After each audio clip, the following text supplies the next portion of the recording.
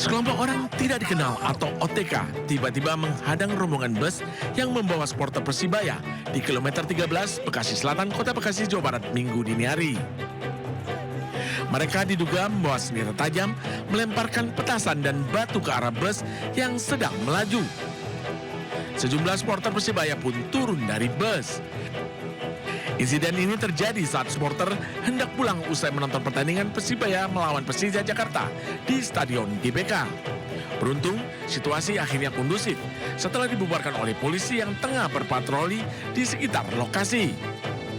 Petugas kemudian mengawal bus supporter Persibaya hingga gerbang tol Cikampek Utama. Akibat serangan, satu bus supporter alami pecah kaca di bagian depan akibat terkena lemparan batu. Selain itu, kemacetan panjang pun terjadi dari arah Jakarta menuju Cikampek. Kasus tersebut kini masih dalam penyelidikan petugas Satreskrim Polres Metro Bekasi Kota. Dari Bekasi, Jawa Barat, Rahmat Hidayat, iNews melaporkan.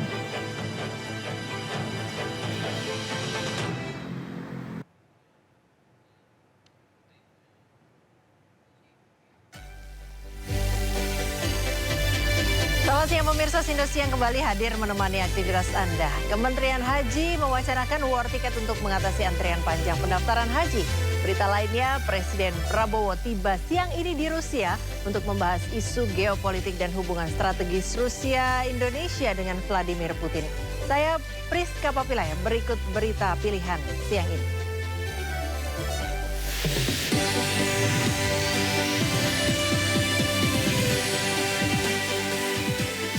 Viral sopir bajai dipalak Rp100.000. Benarkah pasar Tanah Abang tidak aman?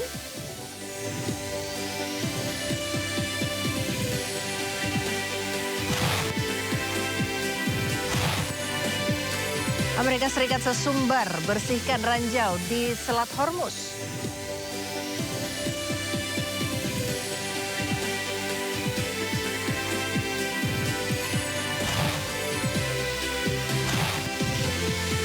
Pemprov DKI izinkan nama parpol dipajang di halte Jakarta.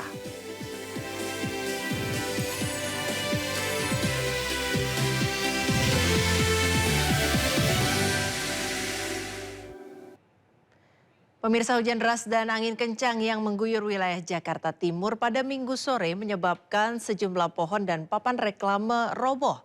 Pohon tumbang menimpa mobil dan motor hingga ringsek.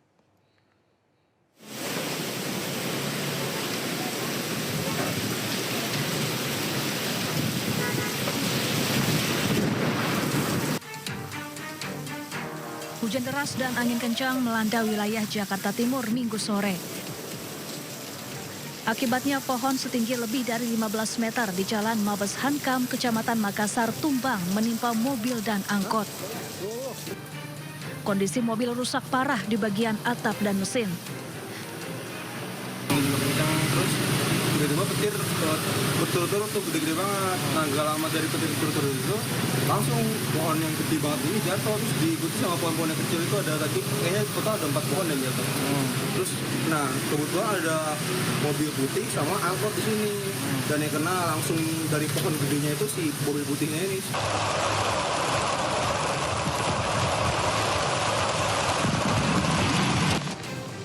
Selain itu, sebuah papan reklame besar di eksit tol Halim juga roboh dan menutup sebagian jalan.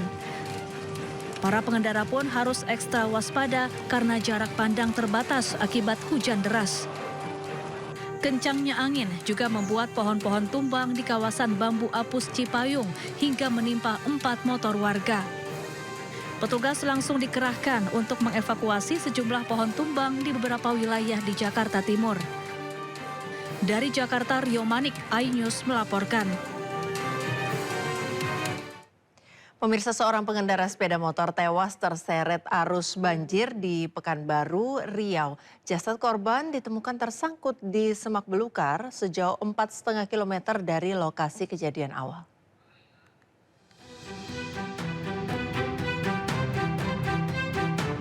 Inilah rekaman CCTV saat seorang pengendara motor bernama Aryadi terseret arus banjir di perumahan Sidomulyo, Kecamatan Marpoyan Damai, Kota Pekanbaru, Riau. Warga yang mengetahui kejadian tersebut langsung berusaha menolong korban, namun gagal dan hanya bisa mengevakuasi motor korban. Setelah 9 jam pencarian, tim SAR berhasil menemukan korban tak bernyawa di semak belukar sejauh 4,5 km dari titik korban terseret arus. Jasad korban kemudian dibawa ke Rumah Sakit Bayangkara Polda Riau untuk divisum. Usai divisum, jenazah korban langsung diserahkan ke pihak keluarga untuk dimakamkan. Dari Pekanbaru Riau, Indra Yusrizal Ainus melaporkan.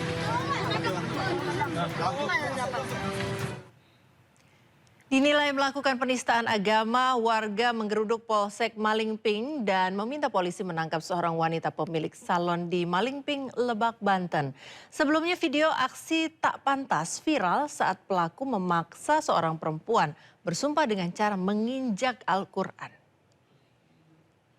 Aku intinya penjara penuh bagi betanya. Dek Yasin di mana, Dek? Video ini merekam seorang pemilik salon, Nur Lela, meminta seorang perempuan yang diduga tetangganya bersumpah dengan cara menginjak Al-Quran. Video pun viral hingga membuat warga marah karena dinilai melakukan penistaan agama.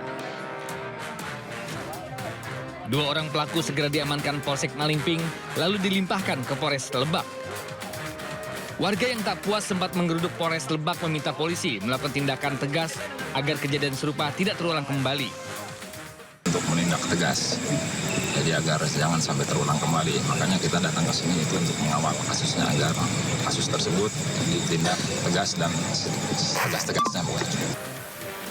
Hingga kini kedua pelaku masih dalam pemeriksaan dan polisi berharap agar warga tidak mudah terpengaruh dengan isu-isu yang beredar dan berharap tetap menjaga kondusivitas hingga mempercayakan proses hukumnya kepada pihak kepolisian. Dari Lebak, Banten, Pebi Febrianto, iNews melaporkan. Ke informasi selanjutnya pemirsa, Rumah Sakit Hasan Sadikin Bandung mengambil langkah tegas terkait dengan dugaan bayi tertukar. Pihak rumah sakit langsung menonaktifkan perawat yang dianggap lalai.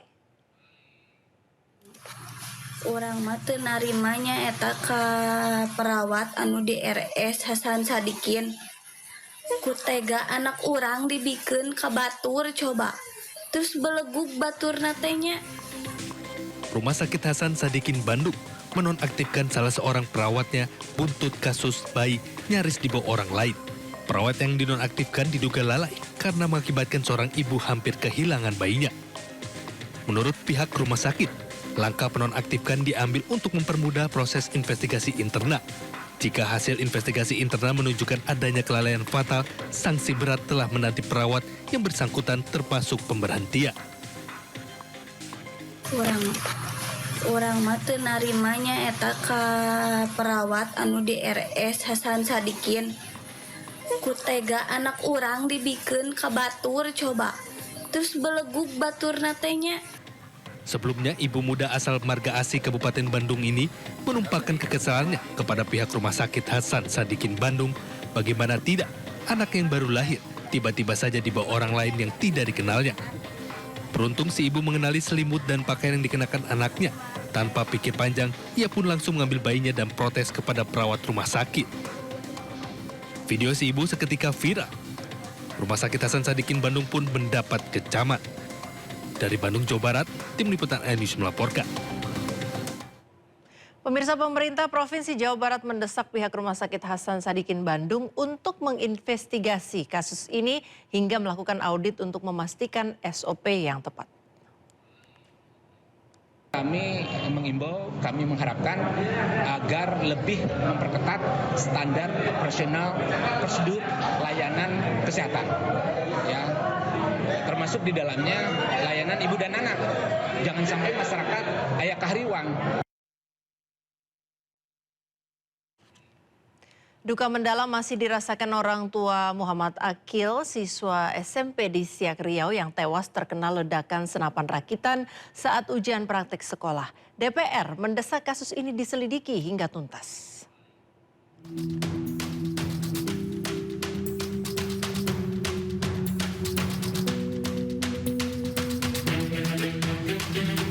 Isak tangis keluarga dan kerabat mengiringi proses pemakaman korban Muhammad Akil di TPU Suak Santai, Kecamatan Siak Riau. Sejumlah siswa teman sekolah korban ikut mengantar ke tempat peristirahatan terakhir. Orang tua korban tak menyangka anak kesayangannya tewas akibat terkena ledakan senapan rakitannya saat ujian praktek sains di sekolah. Saat diperagakan, senapan rakitan tersebut tiba-tiba meledak dan menyebabkan korban luka parah di bagian kepala. Korban sempat dilarikan ke rumah sakit, namun nyawanya tak tertolong. Dari almarhum dan kelompoknya mempresentasikan membuat karya semacam senjata, dan itu dipraktekkan. Apakah itu diperbolehkan praktek seperti itu, Mas? Kalau diperbolehkan, tentu saja namanya senjata tidak diperbolehkan ada di sekolah. Polisi masih mendalami kasus ini. Dari Kabupaten Siak Riau, Eli Suwanti, iNews melaporkan. Pemerintah Provinsi DKI Jakarta melalui Dinas Ketahanan Pangan, Kelautan, dan Perikanan menangkap ratusan ekor ikan sapu-sapu di saluran air Bundaran Hotel Indonesia, Jakarta Pusat.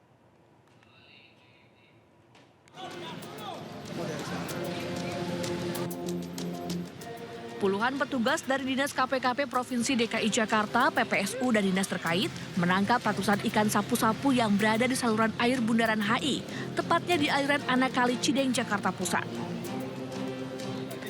Hanya dalam waktu singkat, petugas berhasil menangkap ratusan ekor sapu-sapu berbagai ukuran. Perburuan ikan yang masuk dalam kategori spesies invasif ini dilakukan setelah viralnya video ikan sapu-sapu berukuran besar di saluran air tersebut. Selain mengganggu habitat air dan merusak infrastruktur tanggul, ikan sapu-sapu juga berbahaya jika dikonsumsi karena mengandung bakteri E. coli, salmonella, serta logam berat. Ambil sampel ikannya, kemudian mengambil sampel airnya, dan memang benar di air itu ambang batas cemarannya melebihi. Kemudian juga ikannya juga mengandung salmonella, mengandung E. coli, kemudian juga ada residu-residu logam-logam berat seperti itu. Jadi, ratusan ikan yang berhasil ditangkap selanjutnya akan dimusnahkan dengan cara dikubur. Dari Jakarta, Rani Sanjaya, iNews melaporkan. Pemirsa, aksi pemalakan di Tanah Abang viral di media sosial. Kali ini korbannya sopir bajai yang membawa penumpang di depan Pasar Tanah Abang, Jakarta Pusat. Korban dipalak uang Rp100.000.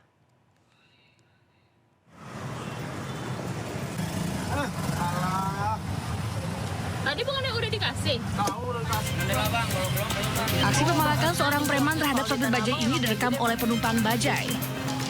Pelaku meminta uang kepada sopir karena menaikkan penumpang di wilayahnya. Tadi bukannya udah dikasih?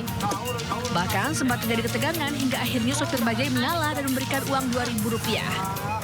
Meski hanya Rp2.000 untuk setiap kali menaikkan penumpang, namun sopir bajai mengaku bisa menghabiskan hingga Rp100.000 per hari untuk para preman. Sebagian kaca dan bodi bajainya bahkan rusak karena dipukul preman ketika tidak mau memberikan jatah. Dengan saya jangan ada pemaksaan, intimidasi ataupun apa gitu Bang ya. Untuk yang lainnya pun gitu kan ya, kalau untuk saya pribadi, saya kan tidak mangkal gitu ya, jadi lewat doang gitu ya. Sopir bajai berharap agar polisi bisa bergerak cepat mengamankan para preman agar tidak ada lagi pungli yang disertai dengan ancaman hingga pengerusakan. Pecahin tanggal, gue kan bayar tapi tanggal 1. Pecahin nggak apa-apa. Sebelumnya aksi pemalakan juga dialami seorang pedagang bakso di Jalan Kampung Bali, Tanah Abang. Korban dipalak hingga Rp100.000. Selalu. Berbekal laporan dari warga dan video rekaman yang viral di media sosial, polisi pun langsung meringkus 3 orang preman.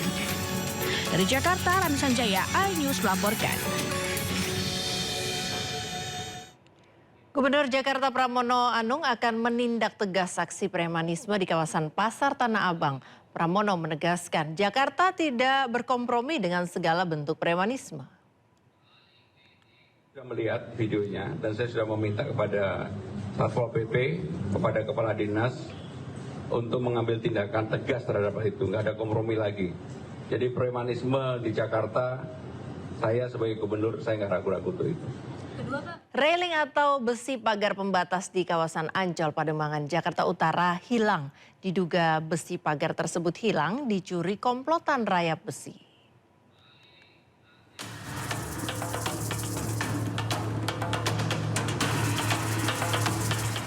Begitulah kondisi jembatan penghubung Jalan RE Marta Dinata dan Jalan Lodan Raya yang berada di kawasan Ancol, Pademangan, Jakarta Utara. Sebagian besi pagar pembatas hilang. Besi pagar jembatan dengan panjang sekitar 50 meter ini kini hanya tersisa separuh dari kondisi awal. Menurut warga, besi pagar pembatas jembatan ini diduga dicuri oleh komplotan rakyat besi yang beraksi pada malam hari. Ini merasa terganggu kali ya, tapi yang namanya pengendara kan merasa kayak kurang nyaman aja kalau nggak ada railing kayak gini, soalnya jembatan sih. Kalau model dan bentuknya kayak gini, model potongannya pasti ada lah yang 1-2 pasti yang ngambil ada. Soalnya udah kelihatan banget niatnya, dari bautnya udah kelihatan dicowak-cowak. Hilangnya besi pagar pembatas jembatan ini membuat warga sekitar merasa khawatir. Warga berharap pemerintah segera menindaklanjuti kasus ini. Dari Jakarta, Rizky Falufi, iNews melaporkan. Untuk mengetahui informasi terkini, kita sudah terhubung dengan Kea Della Rosa di Ancol, Jakarta Utara. Kea, selamat siang. Kea, apakah sudah ada pihak berwenang yang datang ke lokasi terkait dengan besi jembatan yang hilang ini? Ya, selamat siang Priska dan juga pemirsa. Untuk saat ini belum ada pihak berwenang yang mencoba untuk membenahi adanya hilangnya railing besi di kawasan Jakarta Utara, tepat ya, di samping sungai sepanjang jalan RE Marta Dinata. Dan saya akan menunjukkan kepada Anda bagaimana kondisi terkini dari railing besi yang hilang. Yang memang diketahui informasi yang kami dapatkan dari warga sekitar, railing besi ini sebelumnya, Priska dan juga pemirsa, masih ada dan terpasang full dari ujung RE Marta Dinata hingga persimpangan. Namun satu persatu lambat laun besi mulai hilang dan bisa dilihat di layar kaca Anda, baut-bautnya pun sudah tidak ada dan beberapa pagar besinya juga bengkok yang memperlihatkan adanya tindakan khusus dari oknum-oknum yang tidak bertanggung jawab untuk mengambil satu persatu railing besi ini.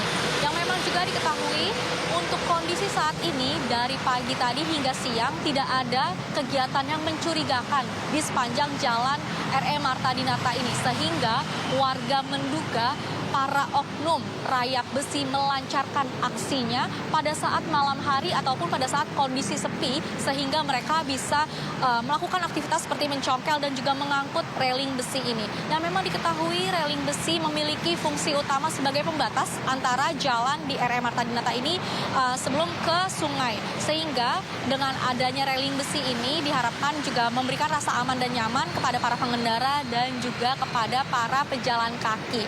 Namun akan tetapi belum ada tindakan khusus dari pemerintah, sehingga saat ini warga masih berharap adanya tindakan tegas dari pemerintah terkait para oknum yang tidak bertanggung jawab, lalu juga dipasangnya kembali railing besi guna meningkatkan keamanan dan juga kenyamanan bagi para pengendara dan juga pejalan kaki yang melintas di jalan RE Marta Dinata ini.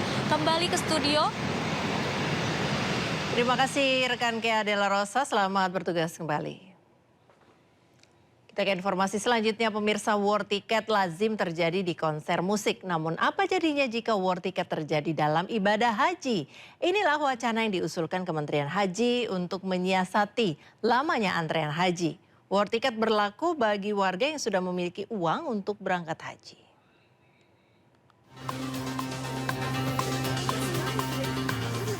Haji merupakan rukun Islam kelima yang sangat diimpikan setiap muslimin dan muslimah. Namun, lamanya antrean haji yang bisa mencapai 26 tahun membuat warga kesulitan beribadah di saat tubuhnya masih prima. Menanggapi antrean panjang jemaah haji, pemerintah melontarkan pernyataan akan mengkaji kebijakan baru, yaitu skema war ticket. Kebijakan ini ditujukan bagi masyarakat yang telah memiliki kesiapan dana dan ingin mendapatkan kesempatan berangkat haji lebih cepat di tahun yang sama.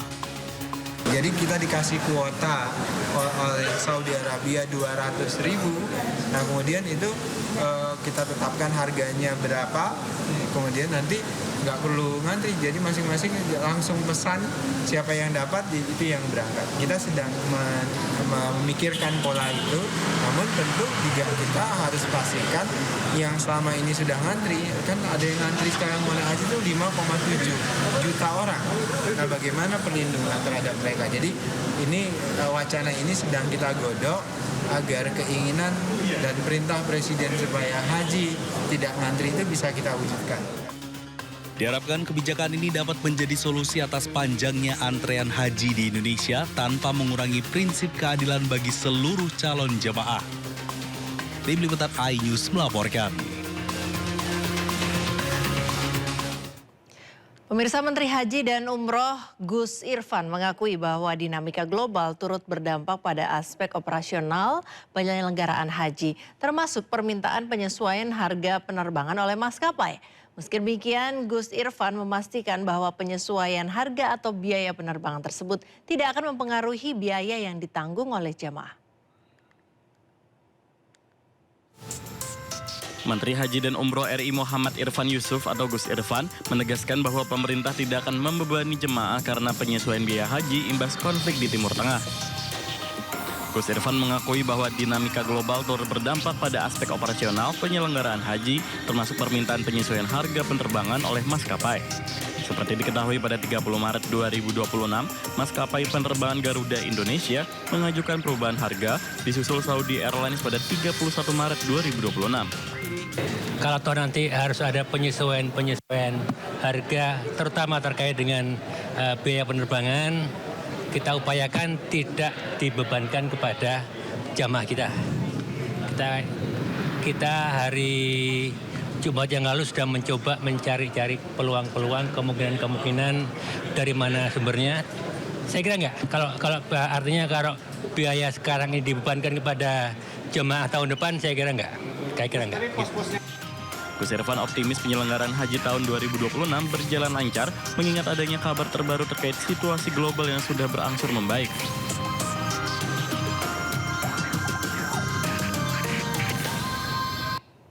Pemirsa, sidang lanjutan kasus pembunuhan Kepala Cabang Bank BRI kembali digelar di Pengadilan Militer Jakarta. Sidang yang beragendakan pembacaan nota keberatan atau eksepsi ini. Agenda pembacaan nota keberatan merupakan tahap penting sebagai langkah awal bagi tim kuasa hukum untuk menguji keabsahan dakwaan sebelum perkara berlanjut ke pembuktian. Ketiga terdakwa yakni Serka Muhammad Nasir, Kopdal Ferry Herianto, dan Serka Franky Yaru diduga terlibat dalam rangkaian tindakan penculikan yang berujung pada kematian Muhammad Ilham Pradipta, seorang kepala cabang Bank BRI.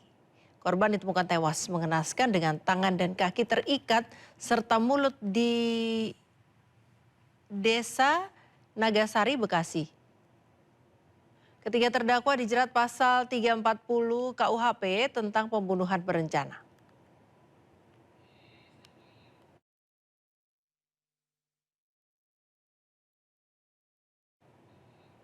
Untuk mengetahui sidang pembunuhan Kepala Cabang Bank BUMN yang melibatkan oknum TNI, kita sudah terhubung dengan Nata Arman di Pengadilan Militer 208 Jakarta.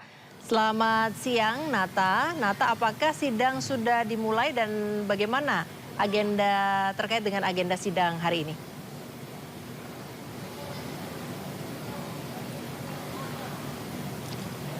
Ya, selamat siang Priska dan juga pemirsa. Terkait dengan sidang yang berlangsung tadi sudah selesai sekitar pukul 10:30 dan memang untuk agenda sendiri ini adalah sidang terkait dengan pembacaan nota eksepsi atau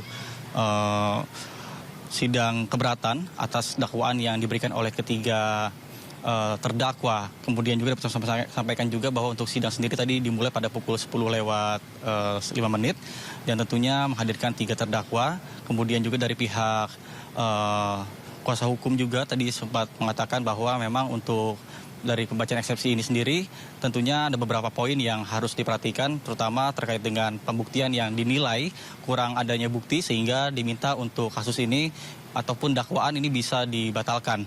Namun untuk dari pihak auditor militer sendiri mengatakan jika tetap bersikeras untuk memberikan dakwaan terhadap kepada 3 terdakwa ini sendiri, karena memang dalam kasus ini sudah ditentukan pada sidang sebelumnya yang mana berlangsung pada tanggal 6 April 2026 yang terdapat 3 pasal berlapis yang diberikan dalam kasus pembunuhan berencana ini, yang termasuk pasal 340 KUHP tentang pembunuhan berencana, kemudian pasal 338 terkait dengan pembunuhan, kemudian ada pasal 333 terkait dengan perampasan dan juga kemerdekaan. Adapun selanjutnya untuk tanggapan dari auditor militer ini akan dilaksanakan sidangnya pada tanggal ataupun pada hari tanggal 15 ataupun hari Rabu pagi, tentunya ini akan diberikan tanggapan. Kemudian juga terkait dengan adapun motif pembunuhan, ini penculikan ini dilakukan pada tanggal 20 Agustus 2025 yang mana korban ini sedang berada di minimarket, kemudian diculik dipaksa masuk ke dalam mobil, kemudian sempat menghilang dan ditemukan pada tanggal 21 Agustus 2025 dengan kondisi sudah tidak bernyawa, kemudian juga dengan tangan yang terikat dan juga kaki terikat. Kemudian adapun total tersangka dalam kasus ini melibatkan dari 18 orang, termasuk 15 orang sipil dan juga 3 anggota TNI aktif. Sementara saya kembalikan pada Anda di studio. Priska.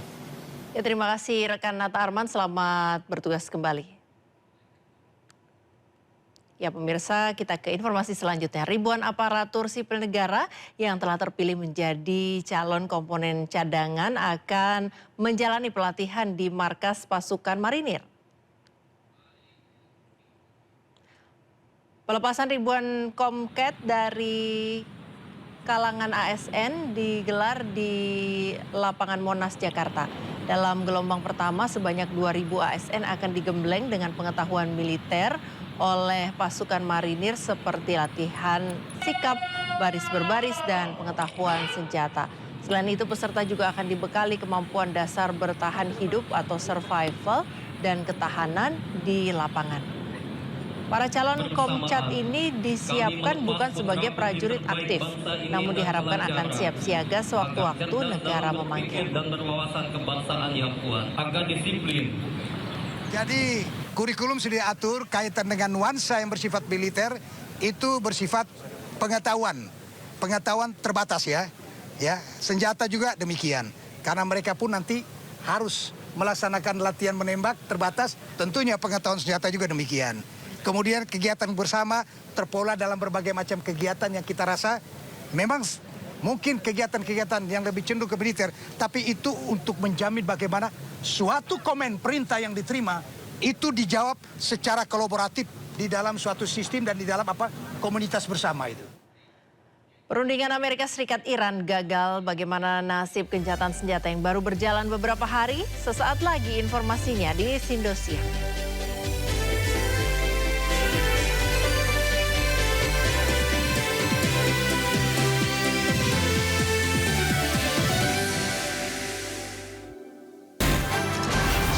Berita aktual tersaji lengkap di sini. 7 pelaku dalam kasus Hezbollah meluncurkan Sindo Today. Satres narkoba. Hujan deras disertai. Mobil rombongan wartawan. Sindosia. Korban meninggal dunia dan Indonesia 100 orang terluka dalam. Sindo Sore. Kobaran api besar banjir setinggi 7. Hati berjabat tangan dan berbincang akrab. Sindo Malam. Sindo News TV Beyond Headline. Program berita teraktual prime time Anda. Presiden Republik Indonesia tiba di Brussel, Belgia. Dugaan korupsi kuota haji. 1.000 rekening penerima bansos terindikasi judi online. Menggali banyak peristiwa dari beragam lokasi. Muhammad Riza Khalid jadi salah satu tersangka. Olah tempat kejadian perkara kasus tewasnya diplomat. Dapatkan informasi penting di Sindo Prime setiap Senin sampai Jumat jam 7 malam di Sindo News TV.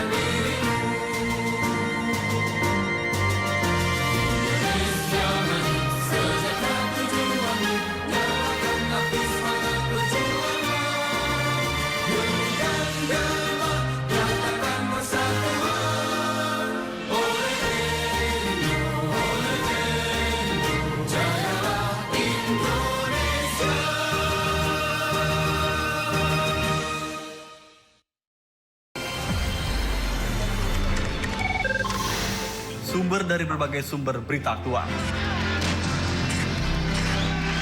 Informasi, sumber inspirasi. Dari acara deklarasi saji lugas, tegas, dan berkelas. Hasil gelar perkara. Semuanya lengkap di sini. Sindo News TV, Beyond Headlines. Pintu masuk bagi Amerika Serikat untuk kepentingan yang lebih besar. Sumatera itu di samping subur, tapi kan juga rawan bencana. Penangkapan itu hanya pintu masuk bagi Amerika Serikat untuk kepentingan yang lebih besar. Bakamla RI membentuk Coast Guard di ASEAN. Di PSSI untuk back-to-back emas itu ada alasan. Polri tidak bangga melakukan pendekatan hukum dengan tilang. Jangan lewatkan One on One, Sabtu pukul 7 malam di Sindo News TV.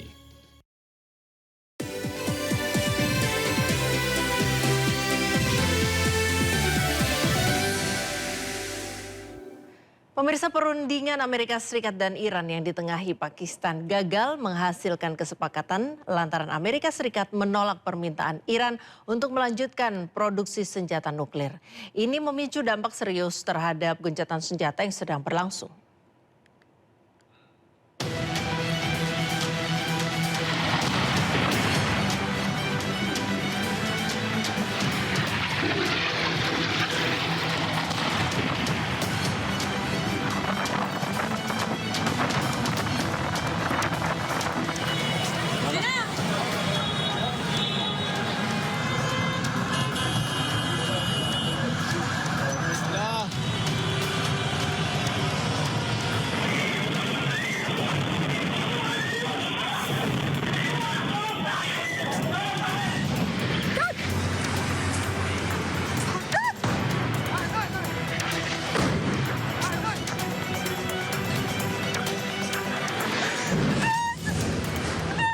Ya Allah, ضربونا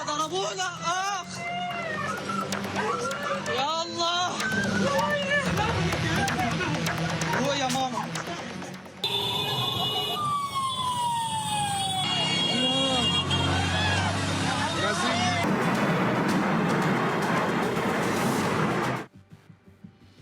Perundingan damai antara Amerika Serikat dan Iran gagal menghasilkan kesepakatan untuk mengakhiri perang.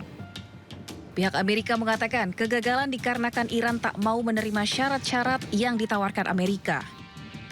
Menurut Wakil Presiden Amerika, salah satu poin yang tak mencapai kesepakatan adalah permintaan Amerika yang meminta Iran untuk menghentikan produksi senjata nuklir. We've been at it now for 21 hours and we've had a number of substantive discussions with the Iranians. That's the good news. The bad news is that we have not reached an agreement, and I think that's bad news for Iran much more than it's bad news for the United States of America. So we go back to the United States having not come to an agreement. We've made very clear what our red lines are, what things we're willing to accommodate them on, and what things we're not willing to accommodate them on. And we've made that as clear as we possibly could, and they have chosen not to accept our terms. But the simple question is, do we see a fundamental commitment of will for the Iranians not to develop a nuclear weapon, not just now, not just 2 years from now, but for the long term? We haven't seen that yet. We hope that we will. Sementara itu, Ketua Komisi Keamanan Nasional Parlemen Iran menyatakan tetap tidak mempercayai Amerika meski telah terlibat dalam fase negosiasi. Iran juga menegaskan masalah Selat Hormuz bukanlah hal yang masuk dalam poin negosiasi dengan Amerika.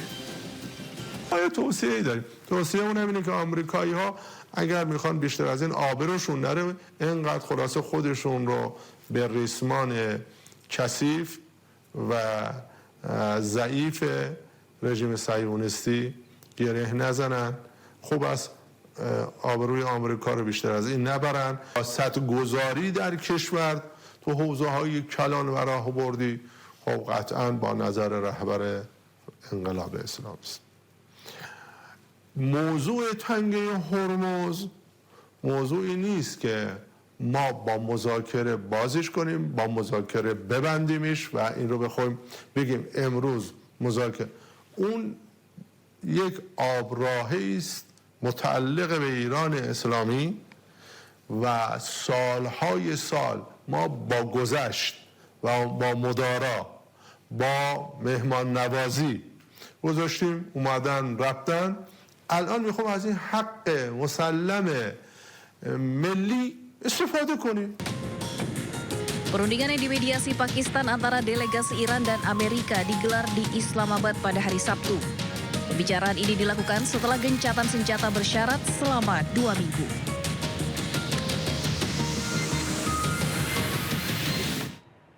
Pemirsa, Wakil Presiden Amerika Serikat J.D. Vance meninggalkan Pakistan setelah negosiasi dengan Iran terkait upaya mengakhiri perang buntu. Wapres Amerika meninggalkan Pakistan pada Minggu pagi. Wakil Perdana Menteri dan Menteri Luar Negeri Pakistan Muhammad Iskandar dan Kepala Staf Angkatan Darat Marsikal Lapangan Asim Munir mengantar J.D. Vance saat naik ke pesawat di Pangkalan Udara Nur Khan. Wakil Presiden Amerika Serikat J.D. Vance meninggalkan Rawalpindi pada Minggu pagi setelah perundingan perdamaian Amerika Serikat dengan Iran buntu. Iran dinilai menolak mundur dari pengembangan program senjata nuklir yang menjadi salah satu syarat utama dari pihak Amerika Serikat. Good morning, everybody. And let me say a couple of notes of appreciation. First of all, to the Prime Minister of Pakistan and to Field Marshal Munir, who were both incredible hosts.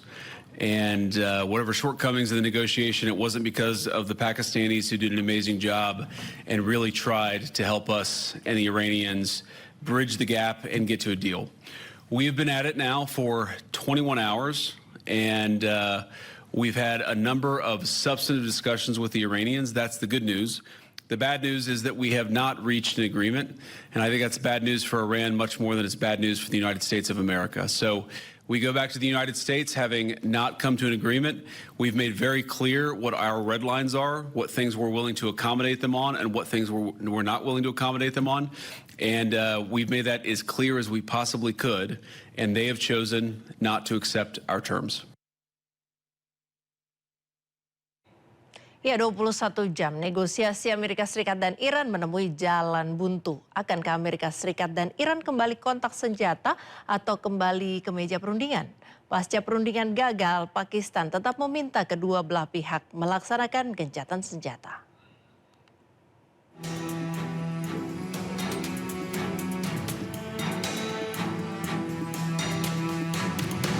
Sepanjang 21 jam bertemu di meja perundingan yang dimediasi Pakistan di Islamabad, negosiasi Iran dan Amerika buntu. Gagalnya negosiasi kedua negara diantaranya tidak adanya titik temu pada pembahasan program nuklir Iran, Selat Hormuz, dan pengakhiran total perang di Iran. Menteri Luar Negeri Pakistan Iskandar meminta Amerika dan Iran untuk tetap melaksanakan gencatan senjata selama 2 pekan meski negosiasi gagal. We hope that the two sides continue with the positive spirit to achieve durable peace and prosperity for the entire region and beyond. It is imperative that the parties continue to uphold their commitment to ceasefire. Dikutip dari harian Tehran Times, Perdana Menteri Pakistan Shehbaz Sharif mengumumkan akan segera melakukan perjalanan darurat ke Arab Saudi terkait perundingan Amerika dan Iran untuk menjajaki cara-cara mencapai perdamaian abadi di kawasan tersebut. Pengumuman ini beredar saat kedua pihak tengah berunding. Sementara dikutip dari Iran Today, juru bicara Kementerian Luar Negeri Iran Ismail Baghaei menyebut diplomasi Iran tidak pernah berakhir meski dialog Amerika dan Iran gagal.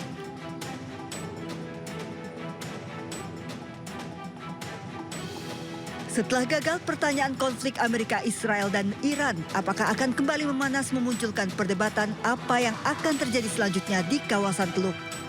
Dosen hubungan internasional dari Presiden University Teguh Riza Shah menyebut pasca gagalnya perundingan Amerika dengan Iran, seharusnya tidak membuat Amerika memutuskan untuk melakukan perang darat yang akan jauh lebih merugikan Amerika.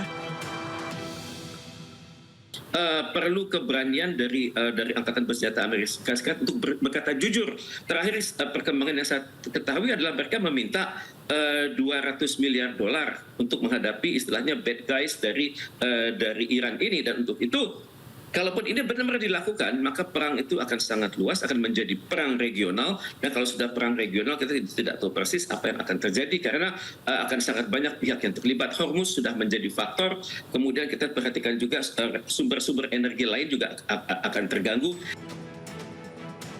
Sebelumnya Amerika telah menarik 3 kapal induk dan gugus tempurnya ke Timur Tengah.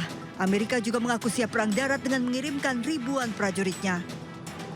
Namun alih-alih takut, Iran justru menyambut invasi darat Amerika dengan memberikan olokan satir Welcome to Hell atau Selamat Datang di Neraka. Tim Liputan iNews melaporkan. Amerika Serikat mengklaim telah memulai pembersihan Selat Hormuz dari ranjau agar bisa dilalui oleh kapal-kapal tanker dan dagang. Namun Iran menegaskan tidak ada kapal Amerika Serikat yang melintasi Selat Hormuz, apalagi kapal pembersih ranjau.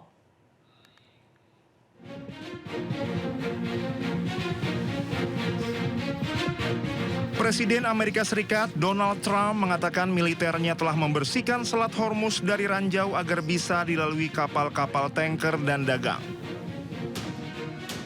2 kapal perang Angkatan Laut Amerika Serikat telah melintasi Selat Hormuz untuk memulai operasi pembersihan ranjau. Kapal perusak berpeluru kendali yang berpartisipasi dalam operasi ini termasuk USS Frank E. Peterson dan USS Michael Murphy.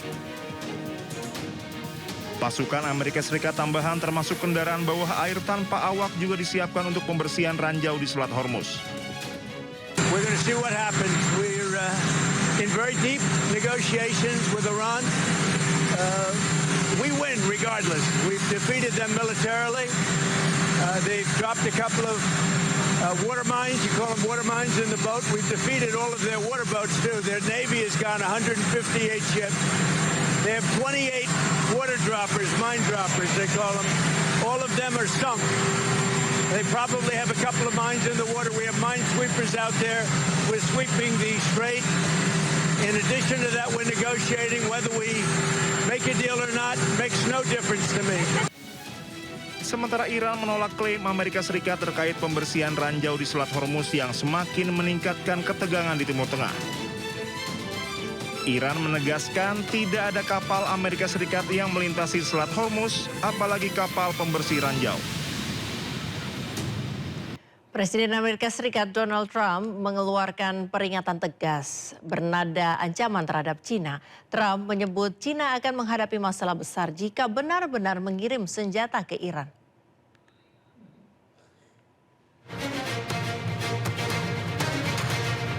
Intelijen Amerika Serikat membeberkan indikasi kuat China tengah bersiap mengirimkan sistem pertahanan udara baru ke Iran dalam beberapa pekan ke depan. Pengiriman ini diduga akan disalurkan melalui negara ketiga guna menyamarkan asal-usul senjata di tengah upaya mediasi gencatan senjata Amerika Serikat dan Iran. Presiden Amerika Serikat Donald Trump langsung mengeluarkan peringatan keras bernada ancaman terhadap China. Trump mengatakan China akan menghadapi masalah besar jika benar-benar mengirim senjata ke Iran.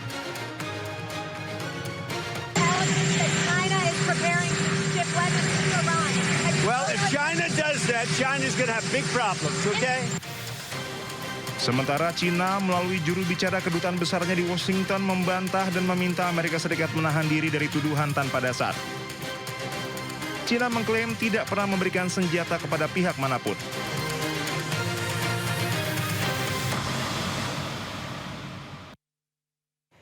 Televisi pemerintah Iran menayangkan rekaman yang menunjukkan 3 kapal tanker tertahan di Selat Hormuz beberapa jam setelah perundingan antara Iran dan Amerika Serikat di Islamabad. Menurut laporan kantor berita Iran, kapal tanker super berbendera Liberia Serifos bersama dengan kapal tanker super berbendera Cina Cospearl Lake dan He Rong Hai sebelumnya meninggalkan pelabuhan London melewati Pulau Larak di Iran. Masing-masing kapal tanker yang terhenti membawa hingga 2 juta barel minyak mentah. Hal ini terjadi setelah negosiasi antara Amerika Serikat dan Iran berakhir tanpa kesepakatan. Kapal-kapal yang tertahan menegaskan bahwa kondisi Selat Hormuz belum menentu. Iran masih menetapkan protokol ketat untuk setiap kapal yang melintas.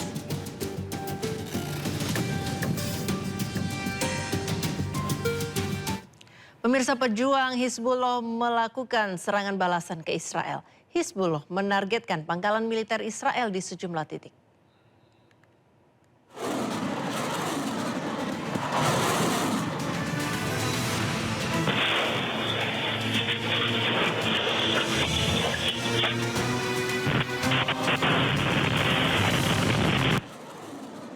Pejuang Hizbullah terus menggempur Israel sebagai balasan atas serangan besar-besaran Israel ke Lebanon yang menewaskan ratusan orang. Hizbullah meluncurkan serangan roket yang menyasar Kiryat Shmona, salah satu kota di perbatasan Israel Utara. Rudal Hizbullah meluncur dan menyasar bangunan yang berada di Kiryat Shmona. Akibat serangan tersebut, bangunan nampak rusak parah hingga menimbulkan asap hitam pekat.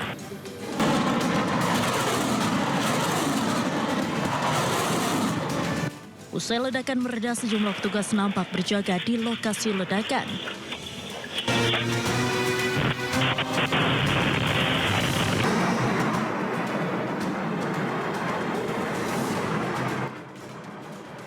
Pejuang Hizbullah juga terus menggempur pangkalan-pangkalan militer Zionis Israel di perbatasan Lebanon Selatan. Pangkalan militer Israel di Mishmar dan Stella Maris turut menjadi sasaran rudal Hizbullah. Serangan drone Hizbullah juga dilaporkan menyasar ke pangkalan Zionis Israel yang berada di Al-Baya dan Lebanon Selatan. Usai serangan tersebut, ledakan yang disertai dengan asap tebal menyelimuti fasilitas militer Israel di perbatasan Lebanon Selatan itu. Luncuran rudal yang diduga berasal dari Hizbullah juga nampak menerangi langit kota Nahariya di bagian utara Israel. Sirene pun berbunyi memerintahkan warga agar waspada dan mengevakuasi diri. Sejumlah rudal bahkan terlihat meledak di udara. 2 orang terluka usai pasukan penjajah Israel melepaskan sejumlah tembakan kepada warga Palestina di Nablus, tepi barat.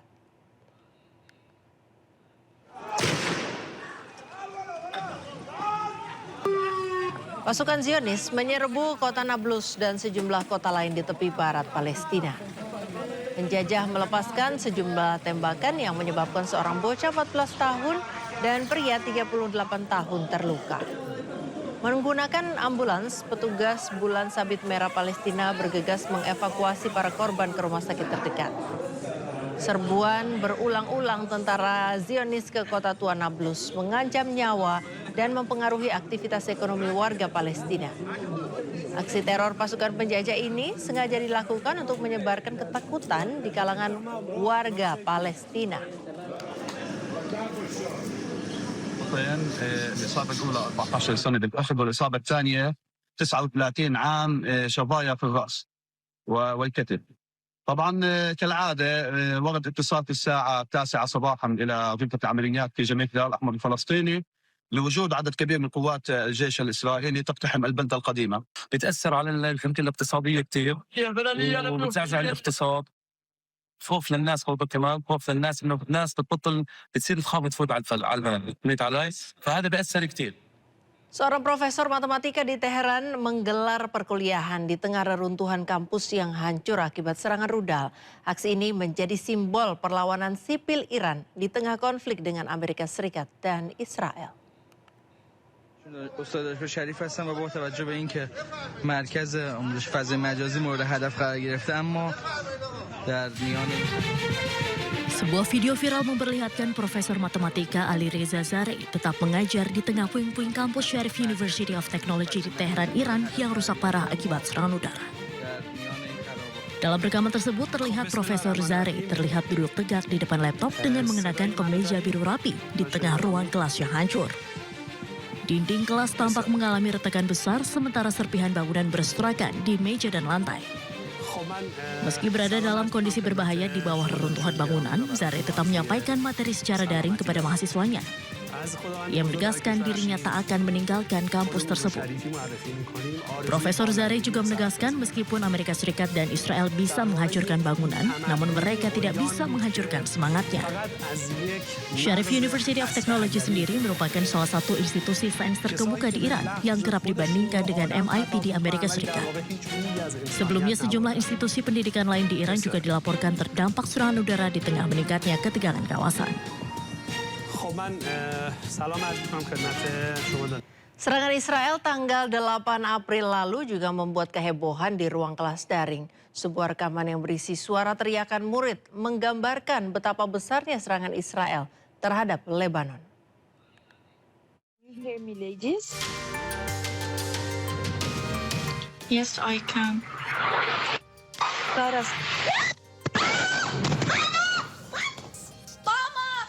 Ini adalah rekaman suara di mana seorang guru sedang membuka kelas dengan para siswanya.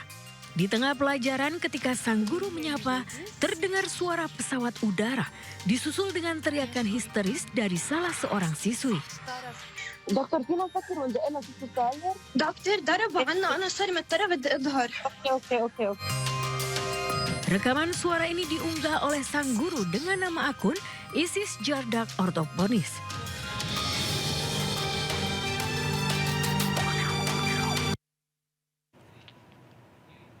Dengan informasi selanjutnya, pemirsa, ratusan pendukung Hizbullah berkumpul di lapangan Riyad Al-Sol, Beirut untuk menentang rencana perundingan antara pemerintah Lebanon dengan Israel.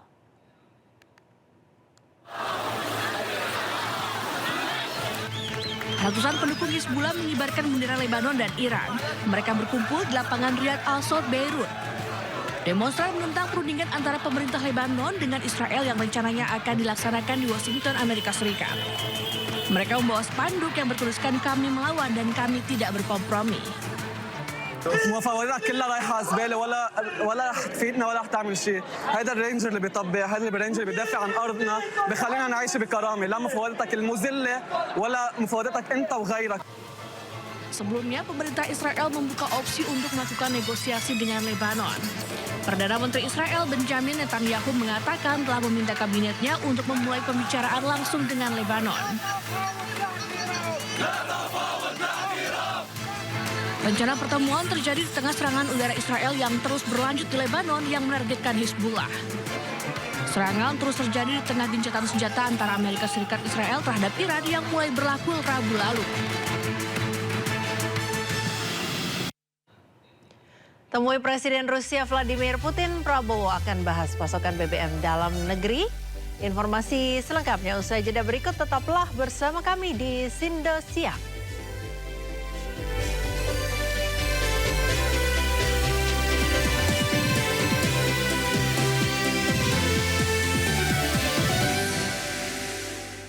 Gatot Sunuwibowo dan ajudannya ditetapkan sebagai tersangka kasus dugaan pemerasan oleh KPK. KPK menyita uang tunai lebih dari 300 juta rupiah dan 4 pasang sepatu mewah bernilai lebih dari 120 juta rupiah.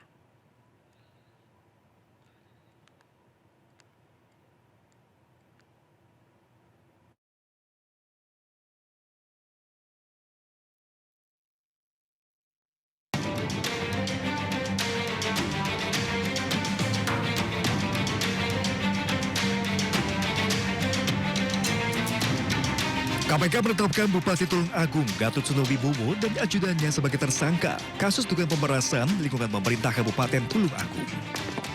Penetapan tersangka usai pemeriksaan intensif di gedung KPK selama kurang lebih 17 jam. Keduanya ditahan di rutan KPK selama 20 hari. KPK juga menyita uang tunai 335,4 juta rupiah dari bagian 2,7 miliar yang sudah diterima tersangka. 4 pasang sepatu mewah bernilai lebih dari 120 juta rupiah dan sejumlah barang bukti lain. Uang hasil sitaan ini diduga merupakan alokasi jatah dari permintaan Bupati Gatot kepada salah satu OPD di Kabupaten Tulung Agung. Pada kesempatan ya, beberapa saat setelah dilantik, ya dipanggil satu-satu, sudah tersedia di situ surat pernyataan. Ya. Surat pernyataan isinya itu yang menyatakan akan mundur dari jabatan dan juga mundur dari ASN jika tidak mampu melaksanakan tugas dan tanggung jawab yang diberikan. Suruh tanda tangan langsung di situ gitu ya. Tidak ada materainya seperti itu. Tapi kemudian tidak diberikan tanggal, dikosongkan tanggalnya. Karena tadi dengan surat pernyataan tersebut yang sudah ditandatangani ya, yang atau terpaksa ditandatangani karena atas permintaan dari Bupati oleh Kepala OPD, akhirnya menjadi jebakan. Berdasarkan hasil penyelidikan, tersangka diketahui meminta uang melalui ajudannya ke 16 OPD di lingkungan Pemkab Tulung Agung senilai 5 miliar rupiah. Tim Liputan iNews melaporkan. Pemirsa, pemerintah Provinsi DKI Jakarta membuka peluang pihak ketiga termasuk partai politik untuk membeli hak penamaan atau naming rights fasilitas publik seperti halte Transjakarta. Kebijakan ini diambil sebagai langkah strategis meningkatkan pendapatan asli daerah atau PAD. Gubernur DKI Jakarta Pramono Anung menyatakan Pemprov membuka ruang bagi berbagai pihak untuk mensponsori penamaan fasilitas transportasi publik melalui skema naming rights. Kebijakan ini tidak hanya terbatas pada sektor swasta, namun juga memberikan kesempatan bagi partai politik untuk menempatkan namanya di halte bus asalkan memenuhi kewajiban pembayaran yang telah ditetapkan. Dalam pelaksanaannya, penggunaan nama pihak ketiga harus mengikuti regulasi yang berlaku agar tidak menimbulkan konflik kepentingan yang bisa merugikan publik. Bapak Ibu perhatikan, semua halte ada namanya. Karena memberi nama itu artinya memberikan cuan, memberikan bayar restribusi, bayar pajak kepada pemerintah DKI Jakarta. Kami lakukan secara transparan. Siapa saja yang paling penting bayar. Yang paling penting bayar. Bahkan kalau Golkar mau buat halte pun boleh. Kami yang paling penting bayar aja. Ya, Pemprov DKI Jakarta membuka skema naming rights halte untuk pihak swasta hingga partai politik. Alasannya demi PAD dan pemeliharaan. Namun pantaskah fasilitas publik berganti wajah menjadi identitas golongan? Kita akan bahas bersama pengamat kebijakan publik Trubus Rahadiansyah. Selamat siang Pak Trubus. Ya, selamat siang Mbak. Ya, Pak Trubus, ini kan fasilitas publik ya Pak, harusnya netral. Bagaimana nantinya kalau seandainya fasilitas publik ini berganti warna tertentu, berganti nama tertentu, begitu? Iya, menurut saya ini tidak saja bertentangan dengan public civility ya, artinya kesantunan publik, tetapi juga merusak pemandangan sebenarnya karena kan iklan itu sendiri kemudian mencerminkan satu kelompok tertentu karena partai itu kan berarti kelompok ya. Nah ini kekhawatiran kita malah jadi nanti yang harus dipikirkan jangka panjangnya Mbak. Mungkin jangka pendek ini memang saya paham bahwa Pemprov DKI lagi kenceng nyari cuan lah gitu karena kondisi akibat dari transfer dana ke daerah TKD itu yang dipotong ya sekitar 15 triliun kalau nggak salah itu kan yang biasa diterima dan sekarang harus secara inovatif nyari sumber-sumber pendanaan lain. Tetapi kan kemudian tidak boleh dengan istilahnya menabrak hal-hal yang kemudian menurut saya menimbulkan persoalan di kemudian hari.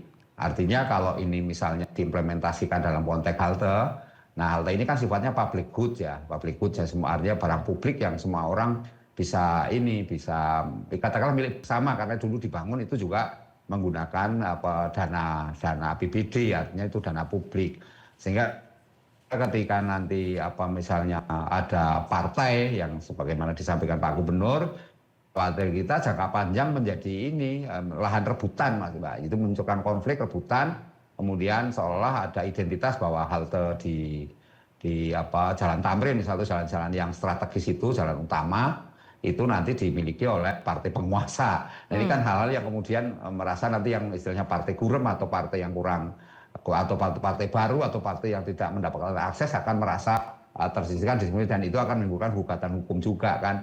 Jadi menurut saya hal-hal yang ini juga harus dipertimbangkan.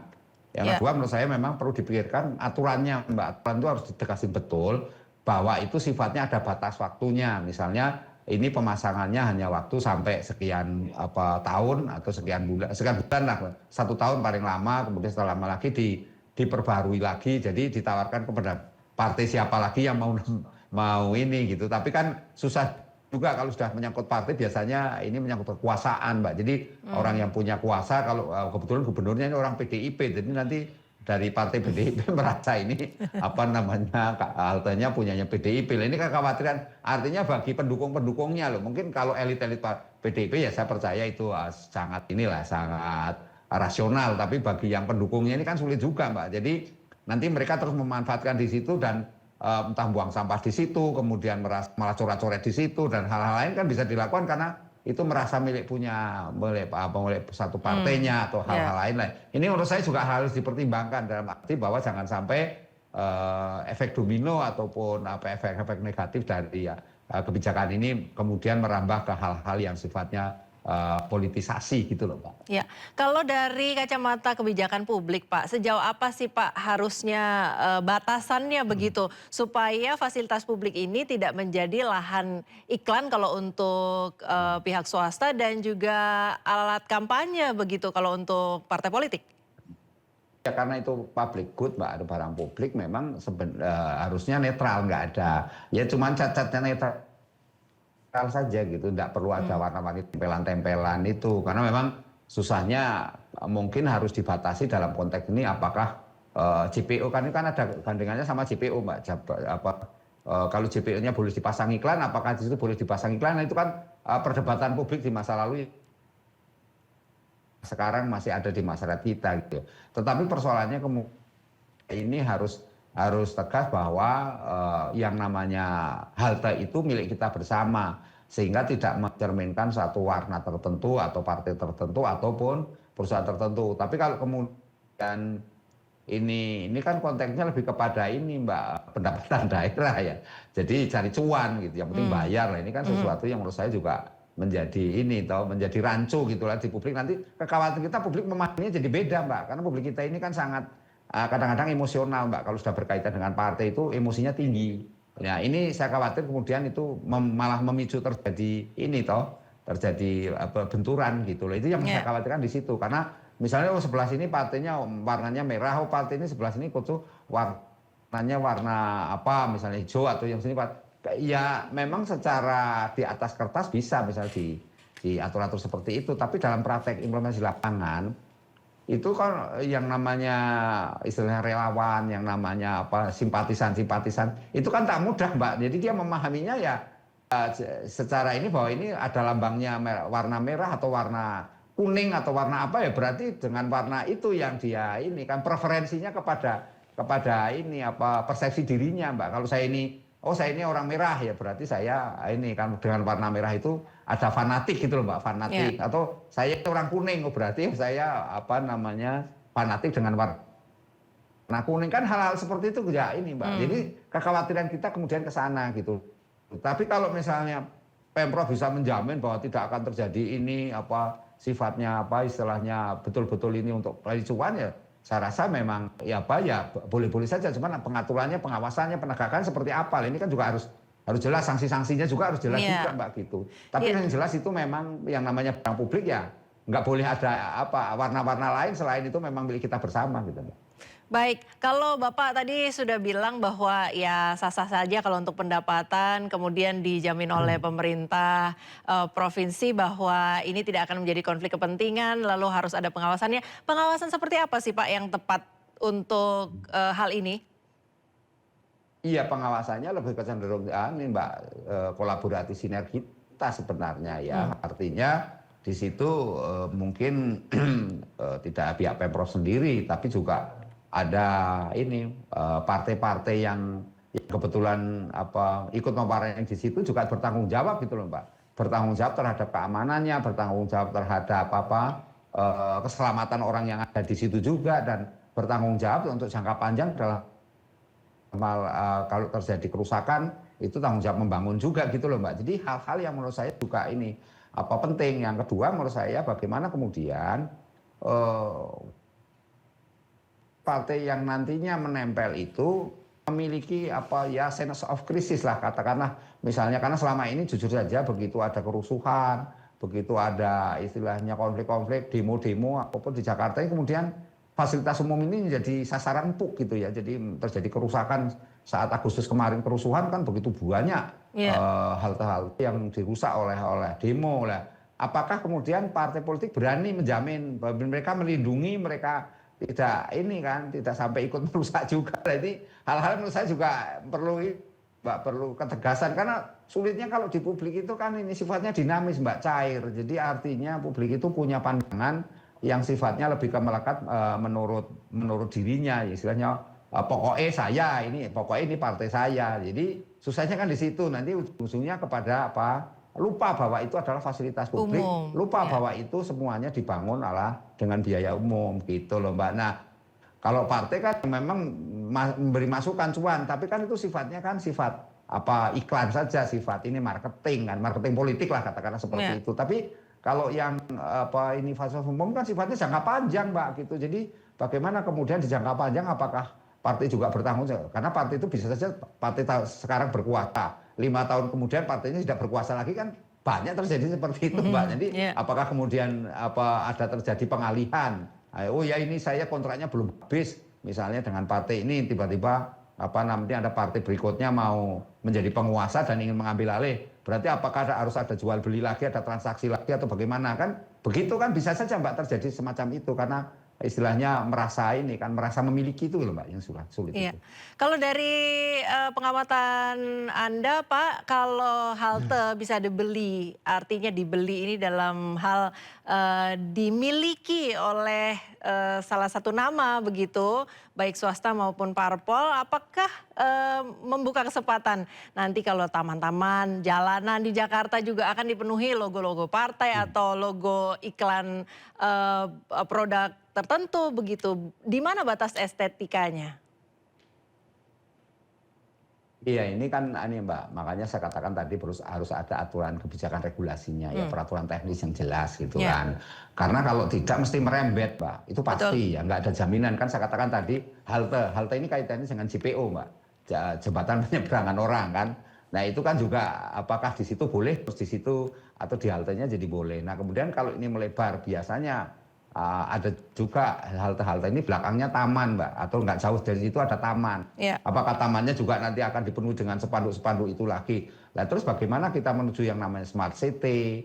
Yang smart city itu kan lebih banyak ke estetika Mbak. Kita menuju kota global. Kota global itu salah satu ciri khasnya adalah memenuhi unsur ini Mbak, art, unsur seni yang tinggi, di mana di situ ya tidak hanya catching tapi juga ada rasa kebanggaan bagi penghuni kota itu sendiri kan gitu. Nah, fasilitas-fasilitas umum ini kan betul-betul dipelihara, betul-betul menjadi dijamin kebersihan, dijamin keamanan, kenyamanannya dan sebagainya. Itu kalau menurut kota global indikatornya kan seperti itu. Nah, persoalannya ketika kita sudah merujuk ini bahwa ini partai yang mengiklankan di situ, kemudian korporasi.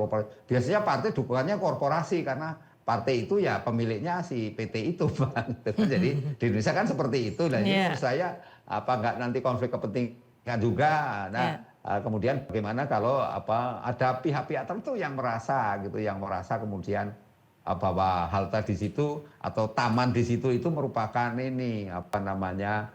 menjadi miliknya milik partainya itu. Atau kalau secara sederhana bagaimana memisahkan antara yang namanya ini halte, yang namanya itu taman, dan jalan-jalan yang lain nanti dipasang spanduk-spanduk begitu banyak yang selama ini aja kita udah keteteran Mbak mengenai spanduk-spanduk begitu ini karena jumlah partai kita itu banyak sekali Mbak, banyak sekali kan partai yang di Senayan aja udah begitu banyak, apalagi kemudian belum lagi partai-partai yang belum masuk Senayan lebih banyak lagi lah. Nanti dia akan memanfaatkan halte juga, kalau dia boleh kenapa saya tidak boleh, kan seperti itu Mbak ujung-ujungnya. Jadi akhirnya saling ngotot-ngototan, saling berargumentasi, dan tanpa payung hukum yang jelas yang aja ujungnya jadi gontok-gontokan kan gitu Mbak. Jadi uang namanya diatur, ini jujur aja Mbak, diatur pada saat kampanye saja itu banyak yang lewat aturan ya Pak. Iya aturan Mbak, udah diatur itu oleh ini KPU, udah ngatur, KPUD ngaturnya seperti apa, pengawasan seperti apa. Tetap aja Mbak yang namanya benturan di lapangan itu banyak terjadi. Padahal itu di hari ini misalnya partai A kampanye di wilayah Jakarta Selatan, hari besok besok di KPB jam yang sama partai B di Jakarta Pusat misalnya. Itu aja di perbatasan banyak sekali benturan Mbak, saling olo-oloan, saling ejek-ejekan, kan itu hal yang biasa di dalam demokrasi, istilah aspirasi yang kemudian berujung kepada ini pertikaian, konflik atau permusuhan. Ya itu kan sifatnya politiknya. Politik kan biasanya nggak ada jangka waktu Mbak, biasanya ya sudah, kalau udah kalah ya biasanya kalah, tapi kan bisa saja dia akan mempertahankan apa yang menjadi ini legasinya, atau mempertahankan apa yang sudah selama ini dia dapatkan. Itu kan nggak mudah Mbak, artinya ini kan persoalan implementasi di lapangan di mana partai itu tidak semata-mata pengurus, Tapi di situ ada simpatisan, ada juga pendukung, ada juga ini Mbak, masyarakat yang masyarakat awam ya, mungkin masyarakat umum lah, katakan masyarakat umum yang kemudian ada rasa ingin memilih kan gitu, karena keberadaan partai itu kan demokratis kan artinya pilihan toh Mbak, dan kebijakan publik itu kan pilihan Mbak. Akhirnya memilih, saya milih yang daerah strategis dikuasai untuk daerah yang pinggiran-pinggiran, kan banyak halte-halte yang ada di pinggiran-pinggiran, terus nanti yang di pinggiran-pinggiran hanya dikuasai oleh partai-partai yang belum masuk ini parlemen misalnya, kan repot juga kan Mbak, artinya seperti itu. Ya, atau mungkinkah Bapak melihat ini sebagai wacana yang disampaikan oleh Gubernur tadi merupakan cara untuk ngetes respon masyarakat sebelum benar-benar direalisasikan begitu? Iya bisa saja, itu apa namanya, ada semacam testing the water lah katakanlah gitu ya, testing the water yang dimana kemudian apa ya semacam uji kepada hal-hal yang sifatnya apa namanya ingin mendapat pendapat publik gitu loh. Ya itu Mbak. Jadi memang bisa saja testing water untuk melihat sejauh mana sih cek ombak ini bisa membawa publik itu persepsinya positif atau negatif, kan bisa saja. Tapi kan kalau yang namanya seorang pemimpin itu Bu, Mbak, itu kan ada namanya ini apa segala ucapan, tutur katanya itu kan merupakan keputusan, Mbak. Jadi bisa saja publik memandang atau masyarakat sebagai memandang apa yang dikatakan oleh pemimpin kita ya itu merupakan hukum yang berlaku, katakanlah itulah keputusan yang berlaku. Sehingga ketika diwacanakan halte-halte boleh, katakanlah boleh untuk iklan, maka menganggap bahwa ini sudah suatu kepastian. Itu bukan testing the water lagi, tapi memang betul-betul mau dilaksanakan, betul-betul sudah ditetapkan. Pengertian publik kan seperti itu, Mbak. Jadi nggak berpikir yang kemudian ini baru masih wacana, wacana ini uji coba gitu, nggak paham, Mbak. Publik itu nggak paham. Yang ada adalah ketika dia ada langsung bereaksi, responnya kan kemudian oh iya ini betul bahwa di halte ini boleh kok ada iklan-iklan macam-macam, mungkin kalau perlu ada UMKM juga iklan.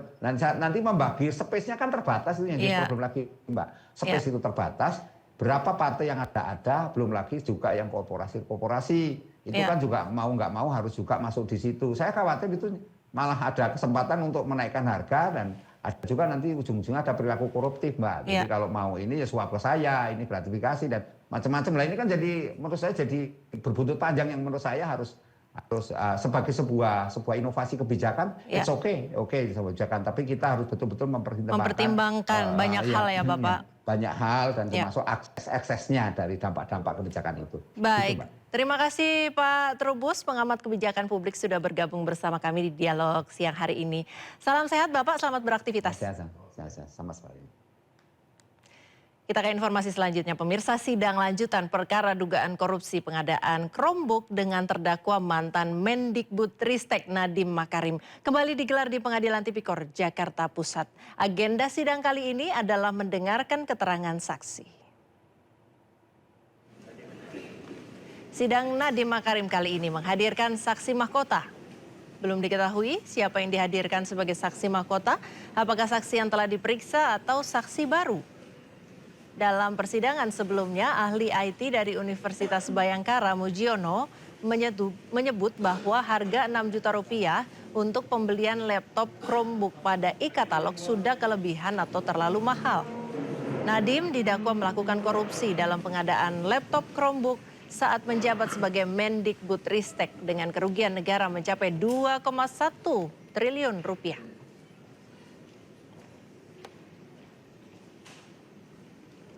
Setelah dilaporkan ke polisi atas tudingan penghasutan dan dugaan makar, Direktur Eksekutif Jaringan Moderat Indonesia Islah Bahrawi menyebut apa yang disampaikannya bukan ajakan makar, melainkan kritik kepada pemerintah.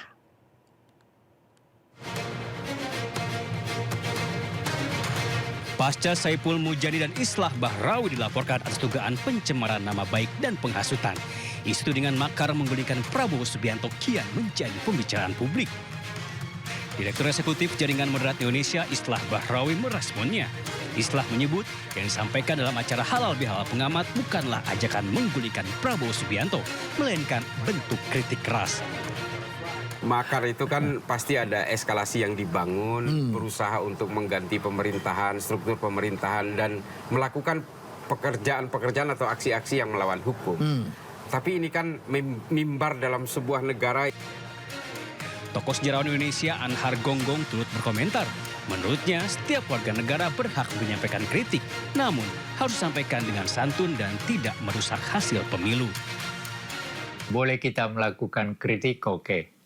Ya, kritiklah, berikan kritik yang wajar dan sebagainya, tapi jangan merusak proses pemilu yang lalu. Dalam acara Halal Bihalal pengamat di Tuan Kayu 31 Maret lalu, Islah Bahrawi berujar soal cara menggulingkan pemerintahan. Yang bisa menghentikan perang itu adalah tumbangnya Trump. Ya kalau kita bicara Indonesia, yang bisa menghentikan teror itu adalah tumbangnya Prabowo. Nggak ada pilihan lain. Tidak hanya Islah, pendiri Saiful Mujani Research and Consulting juga berbicara impeachment. Nah, kalau bicara impeachment itu kan prosedur yang sangat formal.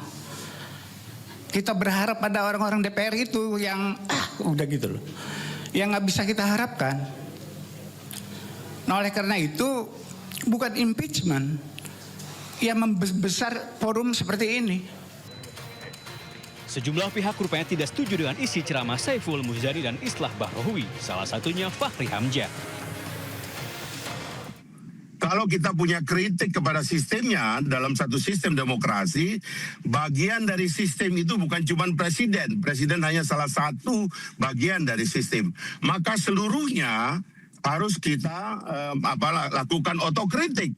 Dan kemudian kita melakukan dialog. Kini Saiful Mujani dan Islah Bahrawi telah dilaporkan ke polisi atas dugaan penghasutan.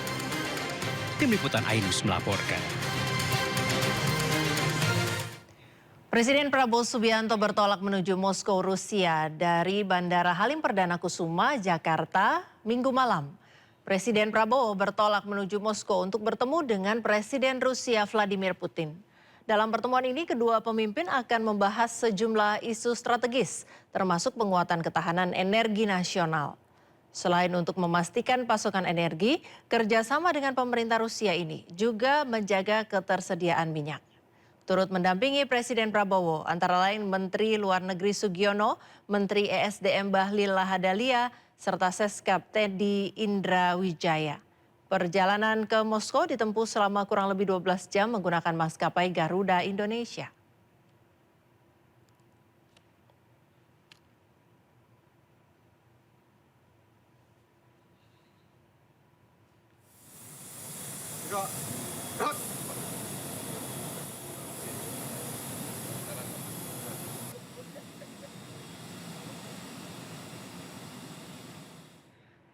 Serunya berburu pernak-pernik K-pop di kawasan Blok M Jakarta Selatan akan kami hadirkan sesaat lagi. Tetaplah bersama kami di Sindo Siang.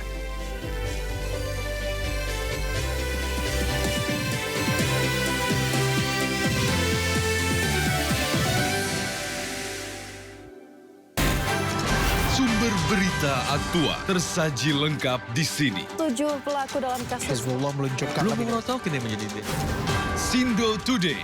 Satres narkoba. Hujan deras disertai mobil rombongan wartawan. Sindo Siang. Korban meninggal dunia dan Indonesia, seorang terluka dalam. Sindo Sore. Kobaran api besar setinggi 7. Hati berjabat tangan dan berbincang apa. Sindo Malam. Sindo News TV Beyond Headline. Ragam peristiwa terjadi di banyak tempat. Menelantarkan bayi berusia 3 bulan. Ditemukan narkoba di dalam rumah.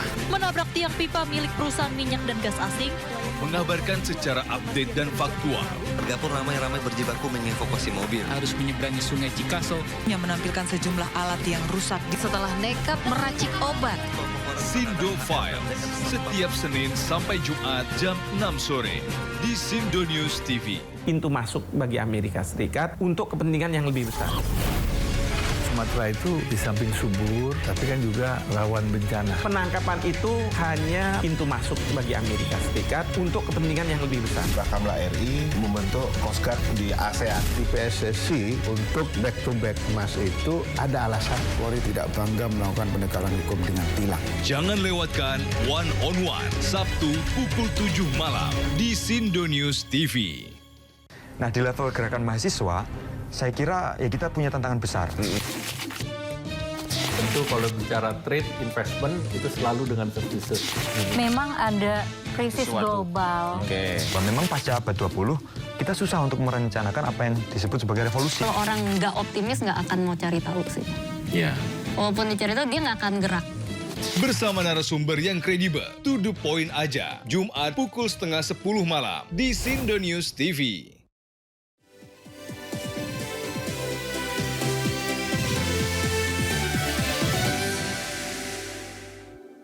Viral di media sosial, preman pemalak sopir bajai di kawasan Pasar Tanah Abang akhirnya diringkus petugas unit reserse kriminal Polsek Metro Tanah Abang. Terduga pelaku DA diamankan tanpa perlawanan di kediaman keluarganya di Jalan Tanah Rendah, Kampung Bali, Tanah Abang, Jakarta Pusat.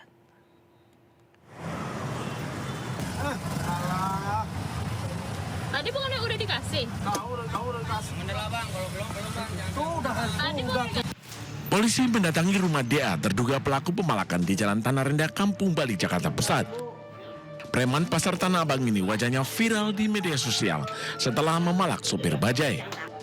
Terduga pelaku dibawa ke Mapolsek Metro Tanah Abang.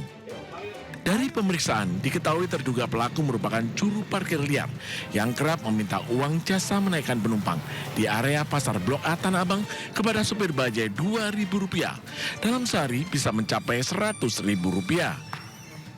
Jadi menurut pengakuan pelaku dan mungkin juga kita bisa lihat di videonya, itu yang diberikan Rp2.000. Jadi yang Rp100.000 itu kalau kita mendengarkan di videonya, di narasinya itu bahwa ternyata supir bajai tersebut selama 1 hari itu kemungkinan di berbagai tempat itu dijumlahkan 100.000. Terduga pelaku membantah memberi ancaman jika supir bajai menolak memberikan uang. Polisi meminta supir bajai dan pengunggah video memberikan keterangan di Polsek Tanah Abang dan masih mendalami pasal yang akan dikenakan terhadap terduga pelaku. Dari Jakarta, Rani Sanjaya, iNews melaporkan.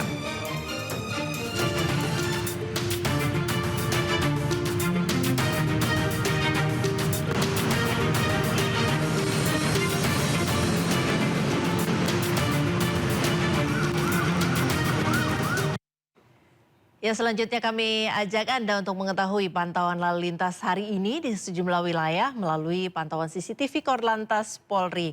Kita bergabung dengan Brigadir Sara di studio NTMC Polri. Selamat siang Brigadir Sara, bagaimana pantauan arus lalu lintas di sejumlah titik di wilayah Indonesia melalui pantauan CCTV di sana?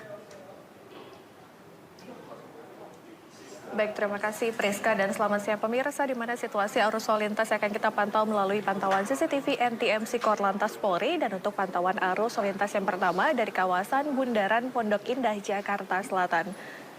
Di mana situasi arus lalu lintas pada siang hari ini dari Lebak Bulus yang akan mengarah ke Blok M ataupun Fatmawati dalam keadaan kondusif ramai, dan dari arah Lebak Bulus, Blok M Fatmawati akan mengarah ke Bintaro juga dalam keadaan ramai. Terdapat antrian kendaraan pada traffic light-nya, namun selepasnya kendaraan dapat melaju dengan kecepatan normal. Kami menghimbau bagi Anda yang berkendara untuk tetap waspada dengan tetap menjaga jarak aman kendaraan Anda dan juga menjaga kecepatan maksimal kendaraan Anda ke angka normal. Dan pemirsa, kita bergeser ke CCTV yang kedua dari kawasan exit tol Bekasi Barat. Di mana situasi arus lalu lintas pada siang hari ini dari gerbang tol Bekasi Barat yang akan menuju ke Pekayon, Kalimalang ataupun Jalan Ahmad Yani juga dalam keadaan ramai lancar. Waspada terhadap kenaikan arus lalu lintas pada jam bubaran aktivitas perkantoran pada sore hari nanti, dan pastikan Anda selalu berhenti di belakang garis stop saat Anda berada pada traffic light. Dan pemirsa, yang ketiga kita bergeser ke kawasan Simpang Gereja Santo Petrus Solo. Di mana situasi arus lalu lintas pada siang hari ini dari Jalan Dr. Mawardi akan mengarah ke Jalan Slamet Riyadi juga dalam keadaan kondusif ramai. Begitupun dari arah Slamet Riyadi akan mengarah ke Jalan Dr. Wahidin juga dalam keadaan ramai lancar. Saat Anda berkendara, pastikan untuk tidak melawan arus dikarenakan berbahaya bagi keselamatan diri Anda ataupun pengendara jalan lainnya. Dan pemirsa, yang terakhir kita pantau dari kawasan Caritas, Palembang, Sumatera Selatan, di mana situasi arus lalu lintas pada siang hari ini dari Jalan Kolonel Atmo akan mengarah ke Veteran juga dalam keadaan ramai, dan dari arah Kolonel Atmo akan mengarah ke Simpang Sekip Pangkal juga dalam keadaan kondusif ramai. Terdapat antrian kendaraan pada traffic light-nya, namun selepasnya kendaraan dapat melaju dengan kecepatan berkisar 40 km per jam. Dan pemirsa, selalu berhati-hati dalam berkendara dan juga waspada terhadap cuaca yang tidak menentu. Dan untuk informasi seputar arus lalu lintas terkini, Anda dapat menghubungi call center kami di 1-500-669 atau melalui WhatsApp kami di 0858-71500669. Demikian informasi arus lalu lintas yang dapat saya sampaikan. Stop pelanggaran, stop kecelakaan, keselamatan untuk kemanusiaan. Salam presisi, kembali ke studio. Brigadir Sarah melaporkan dari studio NTMC Polri Jakarta. Terima kasih, selamat bertugas kembali dan salam presisi.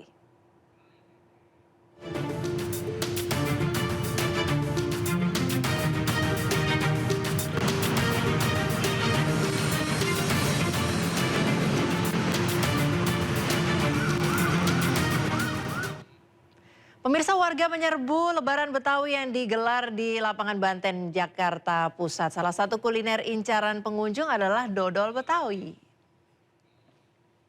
Sejak pagi warga Jakarta dan sekitar meramaikan lapangan Banteng, Jakarta Pusat dalam hari terakhir perayaan Lebaran Betawi. Ada sejumlah acara yang bisa dinikmati mulai dari pertunjukan budaya hingga sajian aneka kuliner Betawi seperti dodol Betawi.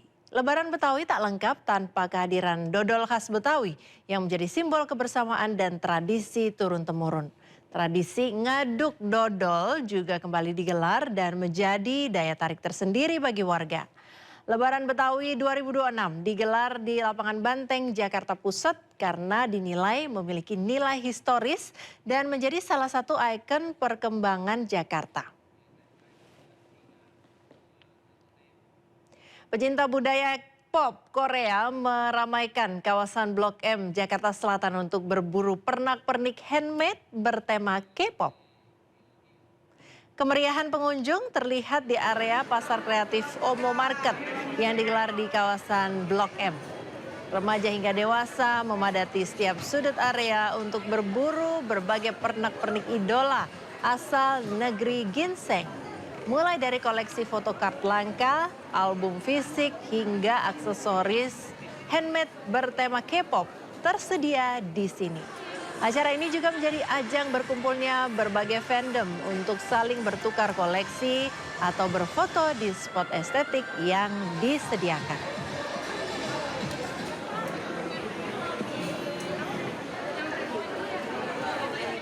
Ya, usai sudah Sindo siang hari ini, jangan lupa Anda bisa mendapatkan informasi terkini dan terbaru di kanal YouTube Sindo News dan atau melalui portal yang menghadirkan berita daerah, berita nasional dan juga berita internasional di sindonews.com. Saya Priska Papilaya beserta kerabat kerja undur diri. Selamat siang, terima kasih, sampai jumpa.